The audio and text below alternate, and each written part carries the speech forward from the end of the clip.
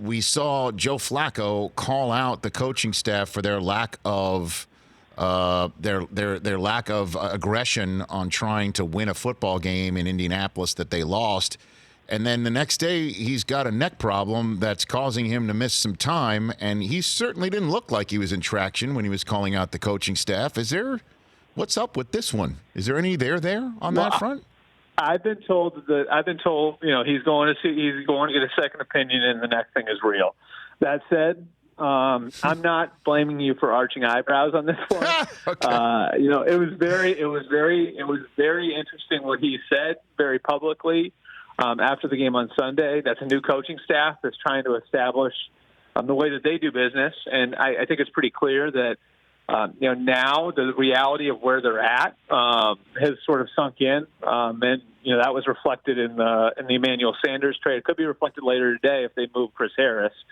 And so, I think it's certainly fair to ask the question. Maybe something was nagging Joe Flacco, and now is the time, curiously enough, to get it taken care of. I can't tell you definitively whether or not what he said about Vic Fangio and Rick Scangarillo and the decision making. I can't tell you if any of it's related to his medical condition, but I certainly understand the suspicion. So tell me why Elway wouldn't pick up the phone, call Carolina, and say, "What do you think? If Cam's available, I'll flip you a one." Why wouldn't he do something like that? What do you think? Because I don't think his team's close. That was the whole intention with Joe, right? Like when you trade for Flacco, like you don't make a move for Joe Flacco if you don't think that you're in a position to compete. And, that's always been Elway's nature is, not to give up on seasons. And again, the move to get Emmanuel Sanders out of there ahead of the end of his contract, the fact that Chris Harris, I think, would be available for a second-round pick today.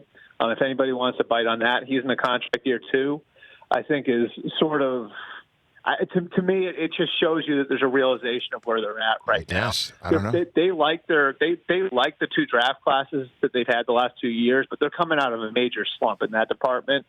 And so I think the idea is going to be to build around the 18 and 19 draft classes. If you're going to get Cam Newton, that's very much a win now, strike when the iron's hot type of move. And look, they're not in the same position that, say, like the Chicago Bears would be in to do something like that. You think the Bears would? What's going on there with Trubisky, who the team and Nagy had to say, hey, he's starting? Because you're already hearing the Sharks circling, and every single time that Watson makes a throw and Mahomes makes a throw, it just makes it worse. Yeah, and that's the hard thing, too. Look, Nagy was there in Kansas City when they drafted Mahomes. Right. You know what I mean? So he was actually part of looking at the quarterbacks in that draft class. And, so he was on the other side of this too. Look, I think they're saying what they have to say. Right now I'm for better or worse, married to him. They traded up for him. They took him with the second overall pick. And I don't know that there's anything that they can do to make the earth move before the trade deadline at 4 p.m. And the thing that's so difficult about this, Rich, and this is, great quarterbacks give you, a huge window of opportunity, right? They can create stability in a franchise for 10 to 15 years.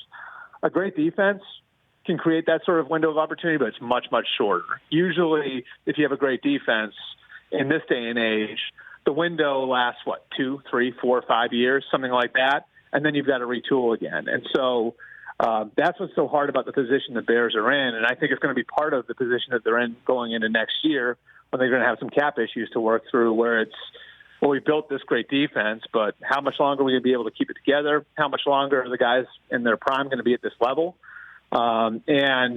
I think ultimately that's going to be a very real question for them, at least after the year, where they're going to have to ask themselves, do we need to do something at the most important position to try to get what's left, get out of what's left of the defense that we put together? For more of The Rich Eisen Show, tune to Audience Channel 239 on DirecTV for free on BR Live, or download the Rich Eisen Show app.